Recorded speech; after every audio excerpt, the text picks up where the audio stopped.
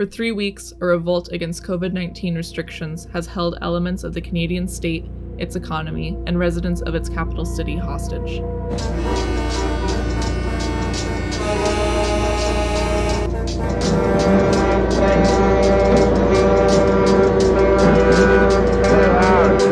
This rebellion's populist rallying cries have been freedom, liberty, and patriotism. Its participants have called on their fellow Canadians to rise up and take our country back from the liberal tyranny of Justin Trudeau and the mainstream medical establishment. The appeal is clear enough, but just what sort of freedom are we talking about here? And what does it mean to take back a country built on genocide and theft? This crisis hasn't come out of nowhere. Anger at COVID-19 restrictions has been festering for nearly 2 years now. Millions of people are tired of having our lives disrupted and are frustrated that there's still no end in sight. Vaccines, originally promoted as a cure-all solution to the pandemic, have become less effective with each new variant. There's no shortage of blame to go around, of course. Whether you think it rests with anti-vaxxers, Western governments, pharmaceutical patents, the Chinese Communist Party, or a shadowy cabal of globalists meeting in Switzerland to plot a great reset, probably depends on the information that the social media algorithms put in front of you. It's been a combustible situation for some time now. The announcement of a vaccine mandate for cross-border truckers was simply the spark. The gasoline, as usual, came from Alberta. The movement's leadership is made up of homegrown racists and Western secessionists with ties to Canada's oil and gas industry. This isn't their first rodeo. Their previous attempt at organizing a trucker convoy was a flop. Even so, it left them well positioned to exploit the current crisis. On January 14th, this group launched the Freedom Convoy's GoFundMe page. Millions of dollars soon flooded in from the thousands of small business owners who have provided the movement with its material support base and petty bourgeois class character. By the end of the month, the convoy had arrived in Ottawa, where, much to the horror of local residents, it laid siege to the city's downtown. Security and logistics for this sprawling, decentralized occupation have been overseen by former cops and ex-military, including a retired Canadian Forces intelligence officer turned counterterrorism specialist and an RCMP sniper who served in the Prime Minister's personal security detail.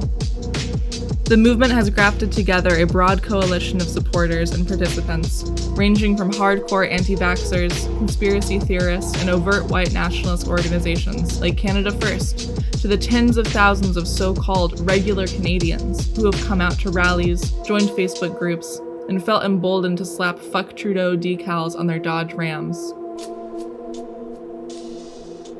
As anarchists living in this part of the world, it has been unnerving to watch how quickly this movement has spread to our friends, co-workers, and neighbors. It's been perplexing to see how hard people seem willing to fight for their right to refuse medicine, to pretend that the pandemic is over, or that it was never real to begin with. And at the same time, it's been incredibly demoralizing to see the speed with which liberals, so-called progressives, and even self-styled revolutionaries have turned into snitches and cheerleaders for state repression. These are frightening times, particularly for residents of Ottawa, healthcare workers, people with compromised immune systems, Muslims, Jews, queers, visible minorities, and anyone else who is now more likely to be targeted and harassed by mobs pumped up on adrenaline, testosterone, and inflamed nativist sentiment. This situation calls for meaningful solidarity and for a renewed commitment to the struggle against the reactionary forces of this hetero-patriarchal, white supremacist, and ableist society. Yet in their haste to paint the movement and all its participants as fascist, many liberal and anti-fascist commentators have shown that they gravely misunderstand the threat we all face. By focusing so intently on pictures of a single swastika or Confederate flag, they seem to have missed the sea of red and white maple leaves surrounding it.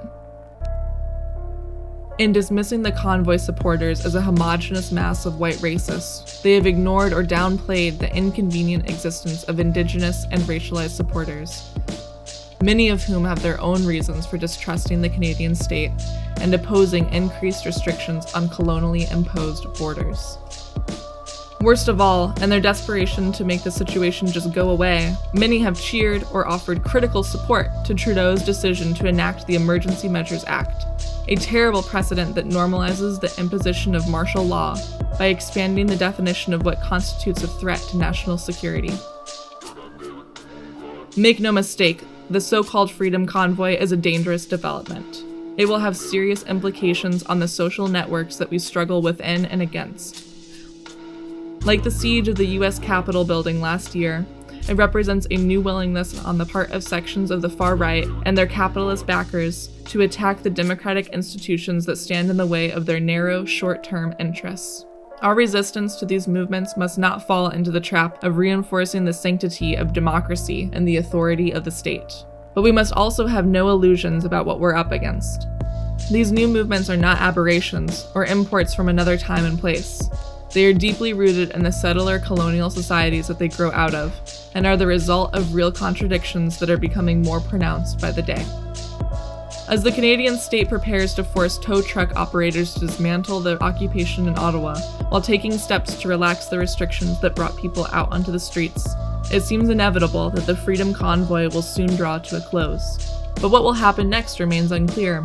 Whether COVID is classified as a pandemic or an endemic, there's no reason to assume that it's over.